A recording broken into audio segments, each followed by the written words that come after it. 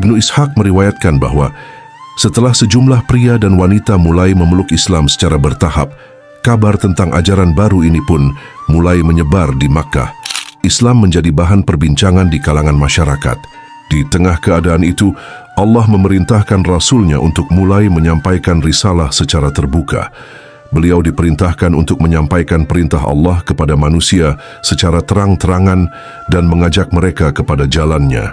Menurut riwayat yang sampai kepada Ibnu Ishaq, masa ketika Rasulullah menyampaikan dakwah secara sembunyi-sembunyi berlangsung selama 3 tahun hingga turun perintah Allah yang memintanya untuk menyampaikan risalah secara terang-terangan. Firman Allah, "Maka sampaikanlah olehmu secara terang-terangan segala apa yang diperintahkan kepadamu, dan berpalinglah dari orang-orang yang musyrik." Quran Surah Al-Hijr ayat 94. Allah juga berfirman, "Dan berilah peringatan kepada kerabat-kerabatmu yang terdekat, dan rendahkanlah dirimu terhadap orang-orang yang mengikutimu, yaitu orang-orang yang beriman." Quran Surah Asy-Syu'ara ayat 214-215. Pada saat itu, jika para sahabat Rasulullah ingin melaksanakan salat, mereka akan pergi ke tempat yang tersembunyi seperti Syi'b agar tidak terlihat oleh orang-orang Quraisy. Suatu hari, Sa'ad bin Abu Waqqash bersama beberapa sahabat sedang salat di Syi'b.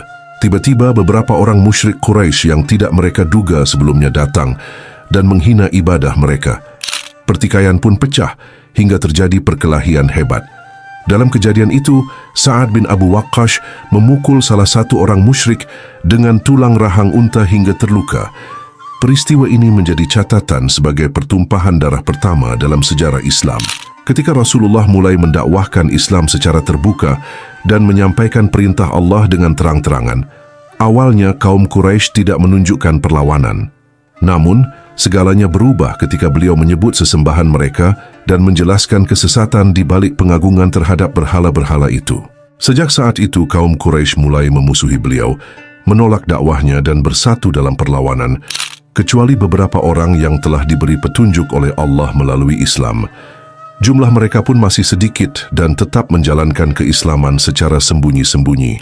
Di tengah tekanan dan ancaman itu, Abu Thalib paman Rasulullah menunjukkan sikap luar biasa. Ia berdiri teguh membela dan melindungi keponakannya, menunjukkan empati dan dukungan yang sangat besar kepada Rasulullah dalam menghadapi perlawanan dari kaumnya sendiri. Sementara itu, Rasulullah tetap tegar dan kokoh dalam menyampaikan perintah Allah. Beliau memperlihatkan risalah yang dibawa tanpa bisa dihentikan oleh siapapun, tidak peduli dengan berbagai manuver yang diarahkan kepadanya. Rasulullah tetap menyuarakan kebenaran, bahkan secara terbuka merendahkan sesembahan kaum musyrik Quraisy. Melihat keteguhan beliau yang tak goyah, serta perlindungan penuh yang diberikan oleh pamannya, Abu Thalib yang tak bersedia menyerahkan beliau kepada siapapun, sejumlah tokoh terkemuka Quraisy pun berkumpul dan menemui Abu Thalib. Mereka adalah Utbah dan Syaibah, keduanya anak dari Rabi'ah bin Abdu Syams bin Abdu Manaf, lalu Abu Sufyan bin Harb dari keturunan Umayyah bin Abdu Syams, serta tokoh-tokoh lain seperti Abu Al-Bakhtari, Al-Aswad bin Al-Muthalib, Abu Jahl yang nama aslinya adalah Amr bin Hisham, Al-Walid bin Al-Mughirah, Nabih dan Munabbih, putra Al-Hajjaj bin Amir, serta Al-Ash bin Wa'il. Dengan suara bulat mereka menyampaikan keluhan kepada Abu Thalib. Mereka berkata, "Wahai Abu Thalib, lihatlah keponakanmu. Ia telah menghina Tuhan-Tuhan kami, mencaci agama kami, membatalkan mimpi-mimpi kami, dan menyatakan bahwa leluhur kami berada dalam kesesatan. Kami meminta agar engkau mencegahnya. Bila engkau tidak sanggup, biarkan kami sendiri yang mengurus urusan ini. Kami tahu bahwa engkau pun sebenarnya tidak sejalan dengannya, maka kami berharap engkau bisa mengendalikannya." Abu Thalib menjawab mereka dengan tutur kata yang bijak dan tenang. Meski jawabannya menenangkan, para tokoh Quraisy itu pulang dengan rasa kecewa karena permintaan mereka tidak dituruti. Namun Rasulullah tidak berhenti.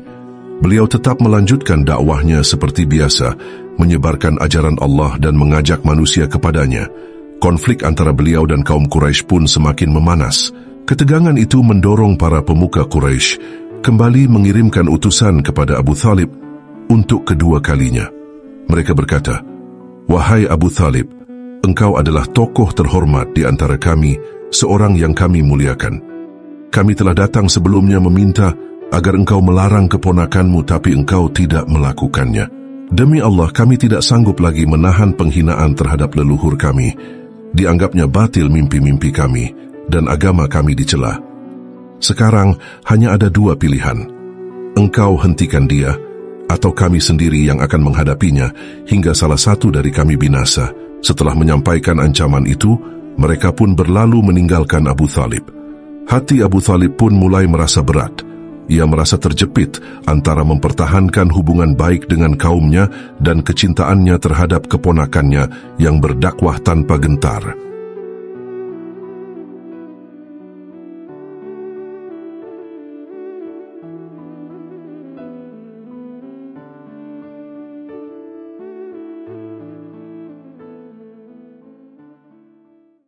Meski mendapatkan tekanan dari berbagai pihak, Abu Thalib tetap teguh pendirian. Ia tidak rela menyerahkan Rasulullah kepada kaum Quraisy ataupun membiarkan beliau terlantar tanpa perlindungan. Disebutkan bahwa ketika kaum Quraisy menyampaikan ancaman mereka, Abu Thalib segera menemui keponakannya dan berkata, "Wahai keponakanku, kaummu telah datang menemuiku dan menyampaikan berbagai hal. Oleh karena itu, janganlah menjauh dariku. Tetaplah bersama dan lindungi dirimu. Jangan seret aku ke dalam persoalan yang tak sanggup kupikul." Mendengar kata-kata itu, Rasulullah mengira pamannya telah berubah sikap, bahwa ia tak lagi sanggup membela dan akan menyerahkannya kepada Quraisy. Maka beliau berkata, "Wahai paman, demi Allah, seandainya mereka meletakkan matahari di tangan kananku dan bulan di tangan kiriku agar aku menghentikan dakwah ini, aku tidak akan berhenti hingga Allah memenangkannya atau aku binasa karena perjuangan ini." Beliau mengucapkan kata-kata itu dengan air mata yang berlinang. Lalu beliau bangkit dan hendak meninggalkan pamannya. Namun Abu Thalib segera memanggilnya, "Wahai keponakanku, kembalilah." Setelah Rasulullah kembali, Abu Thalib berkata, "Katakan apapun yang engkau mau. Demi Allah, aku tidak akan menyerahkanmu kepada siapapun hingga darah terakhirku tertumpah." Mendengar bahwa Abu Thalib justru semakin kukuh mendukung keponakannya, kaum Quraisy pun datang lagi menemuinya. Kali ini mereka membawa Imarah bin Al-Walid, seorang pemuda Quraisy yang kuat dan tampan. Mereka berkata, "Wahai Abu Thalib, inilah Imarah. Jadikanlah dia anakmu, lindungilah dia. Sebagai gantinya, serahkan keponakanmu itu kepada kami karena ia menentang agama nenek moyang kita, memecah belah kaummu, dan merendahkan mimpi-mimpi kita. Kami akan menghabisinya. Satu nyawa diganti satu nyawa." Abu Thalib menanggapi dengan tegas, "Demi Allah, betapa jahatnya tawaran kalian. Kalian ingin aku membesarkan anak kalian, sementara anakku sendiri kalian bawa untuk dibunuh. Tidak. Demi Allah, selama hidupku, hal itu tidak akan pernah terjadi." Seorang tokoh Quraisy lainnya, Al-Muthim bin Adi, ikut bicara, "Wahai Abu Thalib, kaum kami sudah bersikap adil kepadamu. Mereka bahkan mencoba mengakhiri pertikaian ini. Tapi mengapa engkau tetap tidak merespons mereka?" Abu Thalib menjawab, "Demi Allah, justru mereka yang tidak adil. Mereka tinggalkan aku dan bersekutu dengan orang luar untuk melawanku." Ketegangan semakin memuncak. Permusuhan antar sesama pun mulai terlihat. Dalam situasi seperti ini, Abu Thalib menggubah syair sindiran terhadap Al-Muthim dan Bani Abdu Manaf yang meninggalkannya. Ia menyamakan mereka dengan kabilah-kabilah Quraisy yang memusuhinya dan menyindir kekacauan yang sedang terjadi. Sementara itu, kaum Quraisy mulai menekan kabilah-kabilah mereka sendiri, yang di dalamnya ada para sahabat Rasulullah. Setiap kabilah menangkap orang-orang yang telah memeluk Islam, lalu menyiksa dan menganiaya mereka karena keimanan mereka. Adapun Rasulullah sendiri, Allah menjaga beliau melalui pamannya. Melihat betapa besarnya tekanan dan penyiksaan terhadap kaum muslimin, Abu Thalib mengumpulkan Bani Hashim dan Bani Al-Muthalib untuk bersatu melindungi Rasulullah. Mereka pun menyambut ajakannya dan menyatakan dukungan mereka, kecuali Abu Lahab, musuh Allah yang terkutuk. Abu Thalib sangat tersentuh melihat dukungan mereka. Ia memuji mereka dan mengingatkan akan kemuliaan Rasulullah di tengah-tengah keluarga mereka. Semua itu ia lakukan agar tekad mereka semakin bulat dan mereka tetap berada di pihak Rasulullah.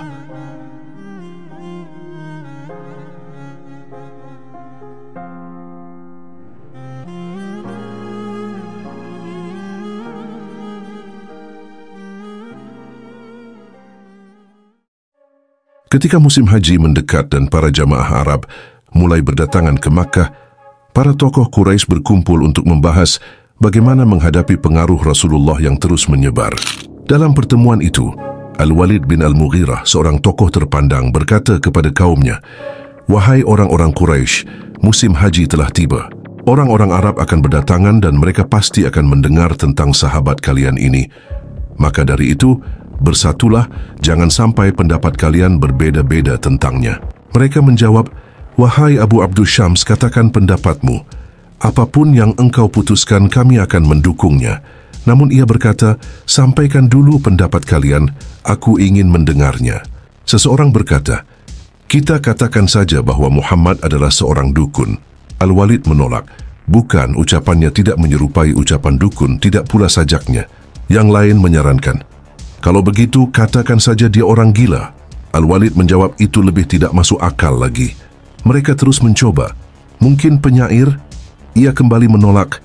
"Kita semua tahu berbagai jenis syair dan kata-katanya bukanlah syair." "Bagaimana dengan ahli sihir?" usul mereka. Al-Walid menjawab, "Itu pun bukan. Dia tidak pernah memperlihatkan hal-hal seperti yang biasa dilakukan penyihir." Akhirnya mereka bertanya, "Lalu menurutmu apa yang paling tepat dikatakan tentangnya?" Al-Walid menjawab, "Demi Allah, ucapannya begitu indah, kuat dan menguasai hati. Jika kalian mengatakan hal-hal seperti tadi, orang-orang akan tahu bahwa kalian berdusta. Namun jika kalian memang ingin menyampaikan sesuatu, maka katakanlah bahwa dia adalah seorang penyihir.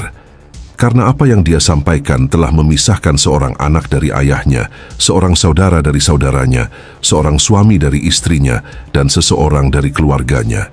Sejak saat itu, ketika orang-orang Arab datang ke Makkah, orang-orang Quraisy mulai duduk di jalan-jalan umum, memperingatkan setiap orang yang lewat tentang Muhammad dan menyebarkan fitnah terhadapnya.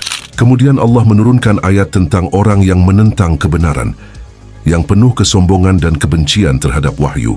Dalam Quran Surah Al-Muddatsir ayat 11-16, Allah berfirman bahwa Dia menciptakan orang itu sendirian, memberikan kekayaan dan anak-anak, melapangkan rezekinya. Namun orang itu justru meminta tambahan dan menentang ayat-ayatnya. Sejak saat itu orang-orang Quraisy mulai menjelek-jelekkan Rasulullah kepada siapapun yang mereka temui. Maka semenjak musim haji tahun tersebut, kabar tentang Rasulullah mulai tersebar luas di kalangan orang-orang Arab dan pembicaraan tentang beliau menjalar ke seluruh penjuru negeri.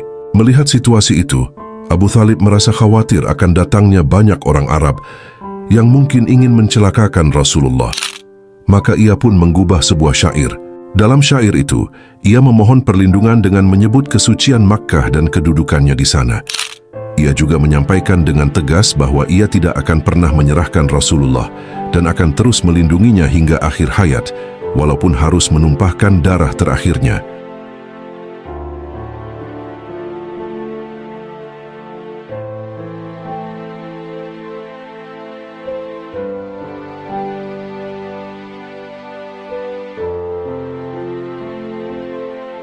Ketika berita tentang Rasulullah mulai tersebar luas ke berbagai kalangan bangsa Arab hingga mencapai banyak negeri, salah satu tempat yang paling banyak mengetahui tentang beliau adalah Madinah.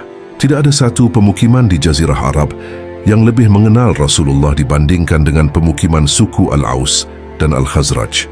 Mereka telah mendengar kabar tentang beliau dari pendeta-pendeta Yahudi yang tinggal bersama mereka dan menjadi sekutu-sekutu mereka di negeri itu. Pendeta-pendeta Yahudi tersebut telah lama menyampaikan kepada mereka bahwa akan datang seorang nabi akhir zaman dan mereka kerap mengancam suku-suku Arab dengan kehadiran nabi itu. Ketika akhirnya Rasulullah mulai dikenal dan menjadi bahan perbincangan, dan ketika terdengar di Madinah kabar tentang pertentangan antara beliau dengan kaum Quraisy di Makkah, hal ini menjadi perhatian besar bagi penduduk Madinah, khususnya suku Al-Aus dan Al-Khazraj yang telah mendengar isyarat-isyarat kenabian dari orang-orang Yahudi sebelumnya.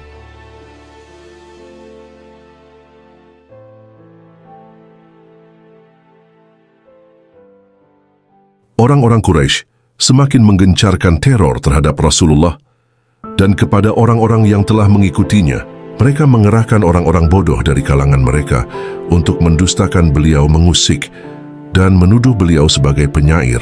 penyihir, atau dukun. Mereka melakukannya karena Rasulullah telah mencela agama mereka, meninggalkan sesembahan mereka, dan tidak mengikuti kekafiran yang mereka anut. Abdullah bin Amr pernah ditanya, "Berapa kali engkau melihat orang-orang Quraisy meneror Rasulullah?" Ia menjawab, "Suatu ketika aku berada di Hijr dan melihat para tokoh Quraisy berkumpul membicarakan Rasulullah. Mereka berkata, 'Sebelumnya kami tidak pernah menghadapi seseorang seperti laki-laki ini. Ia membatalkan mimpi-mimpi kita, mencela nenek moyang kita, menghina agama kita, memecah belah persatuan kita, dan merendahkan Tuhan-Tuhan kita.' Ketika mereka sedang berbincang, Rasulullah tiba-tiba muncul dan melakukan tawaf di Ka'bah. Saat beliau melintasi mereka, mereka berbisik dan menghina beliau. Rasulullah tetap melanjutkan tawafnya. Ketika untuk kedua kalinya beliau lewat di depan mereka, mereka kembali menghina sebagaimana sebelumnya.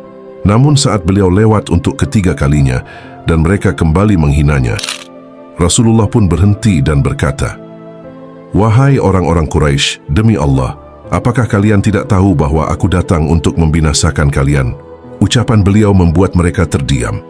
Salah seorang dari mereka membeku layaknya patung karena takut dan terkejut. Mereka pun berusaha menenangkan Rasulullah dan berpura-pura meminta maaf. Salah seorang dari mereka berkata, 'Tinggalkan kami, wahai Abu Al-Qasim. Demi Allah, engkau bukan orang bodoh.' Rasulullah pun meninggalkan tempat itu. Namun keesokan harinya mereka kembali berkumpul di tempat yang sama. Sebagian dari mereka berkata kepada yang lain, 'Masihkah kalian ingat apa yang terjadi kemarin? Mengapa ketika ia datang dan mengatakan hal-hal yang kalian benci, kalian membiarkannya?' Ketika mereka sedang berbicara demikian, Rasulullah datang kembali dan berjalan ke tengah-tengah mereka.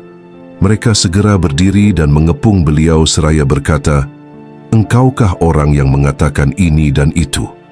Sebab mereka marah atas pernyataan beliau yang merendahkan sesembahan dan agama mereka. Rasulullah menjawab, 'Benar, akulah yang mengatakan semua itu.'